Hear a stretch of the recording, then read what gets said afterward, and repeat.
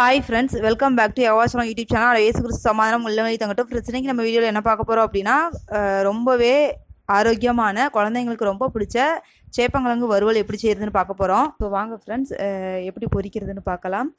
வீடியோக்குள்ளே போகிறதுக்கு முன்னாடி ரெட் கலர் சப்ஸ்கிரைப் பட்டனை கிளிக் பண்ணிக்கோங்க. கூடவே இந்த பெல் ஐக்கானையும் ப்ரெஸ் பண்ணிக்கோங்க ஃப்ரெண்ட்ஸ். சேப்பங்கிழங்க குக்கரில் 3 விசில் வச்சு எடுத்துக்கோங்க. உருளைக்கிழங்கு வேக வைக்கிற அதே ப்ரொசீஜர் தான். உப்பு போட வேண்டாம். உப்பு போடாமல் 3 விசில் வச்சு எடுத்து வச்சுக்கோங்க ஃப்ரெண்ட்ஸ்.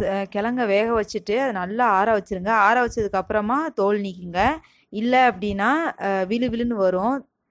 ஸோ நல்லா ஆறுனதுக்கப்புறமா தோலை நீக்கிட்டு அதை சின்ன சின்ன ரவுண்டாக கட் பண்ணி வச்சுக்கோங்க.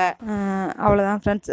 இப்போ இதை பொரிச்சு எடுத்துடலாம். சேப்பங்கிழங்கு பொரிக்கிறதுக்கு ஆன் பண்ணி பாத்திரத்தை அடுப்பில் வச்சு தேவையான அளவு எண்ணெய் ஊற்றிக்கோங்க. பாத்திரத்தில் எண்ணெய் நல்லா காஞ்சதும் சேப்பங்கிழங்க அப்படி போட்டு எடுத்துக்க வேண்டியதான்.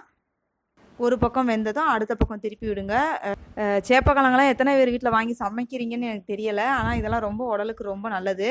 ஸோ இதெல்லாம் கண்டிப்பாக வாங்கி வீட்டில் செஞ்சு கொடுங்க. எங்கள் வீட்டில் எங்கள் அத்தை அடிக்கடி வாங்கி வச்சுருவாங்க.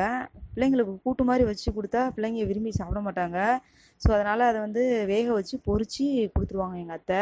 நல்லா கோல்டன் ப்ரௌன் கலரில் வந்ததுக்கப்புறம் அதை நீங்கள் எடுத்துட வேண்டியதான். பொரிச்சு எடுத்ததுக்கப்புறமா இதில் நான் உப்பு மட்டும் போட்டு நல்லா குலுக்கி விட்டுக்கிட்டேன். கொஞ்சம் பெப்பர் போட்டுக்கோங்க. கொஞ்சம் உங்களுக்கு பிடிச்சிருந்துச்சுன்னா மிளகாய் தூள் கூட சேர்த்துக்கலாம். சேர்த்து குலுக்கி விட்டு பிள்ளைங்களுக்கு கொடுத்துடலாம்.